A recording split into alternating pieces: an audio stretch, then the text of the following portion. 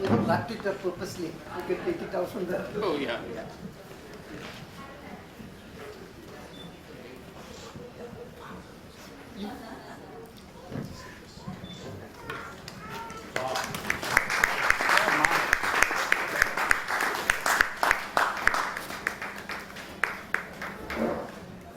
I think this is a very important book.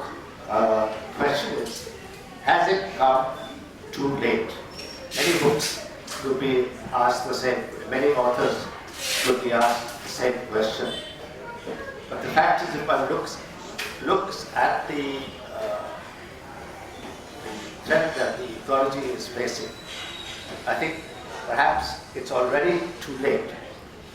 One must have read in today's papers the fate of Cape Town, which is the first city in the world in April to stop getting water. They're asking everybody to shower for 2 minutes. Cape Town is not exceptional in any way. It just happens to be literally at the tip of the African continent. But in many ways, there are many Cape Towns all around us waiting to happen. A couple of years ago, when Amitabh Ghosh released his latest non-fiction book, Climate, it's called The Great Derangement, Climate Change and the Unthinkable. And the book was released in the Nehru Center, and he pointed out that we were just a stone's throw away from the ocean. And he said, how come that Mumbai, with its very expensive real estate values, including most expensive on the ocean, isn't aware that the sea levels are rising by 3 millimeters a year. So when we talk about 2100, we're going to face a 3-meter rise, which will put 40% of Greater Mumbai underwater. That's 100 years ahead, but one can see examples of things happening all around us.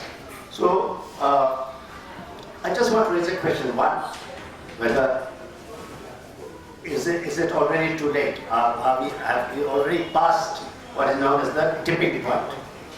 And negotiations are going on, and unless something drastic can happen, there are two threats to the world. One is the nuclear holocaust. And despite having the biggest button in the world, Mr. Trump is still in the realm of the possible. But the climate isn't. If we continue the way they are, and there's no sign to show that we aren't, if the climate isn't addressed, we will be facing that complete extinction.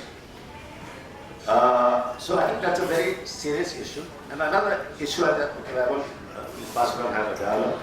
The other issue is that, am I wrong in thinking that India is in some way exceptional? Perhaps because of Gandhi, perhaps because of its democracy. So if we take all the wonderful examples of people taking their own lives in their hands and working and making this a just, equitable and egalitarian society, what happens to our neighbours?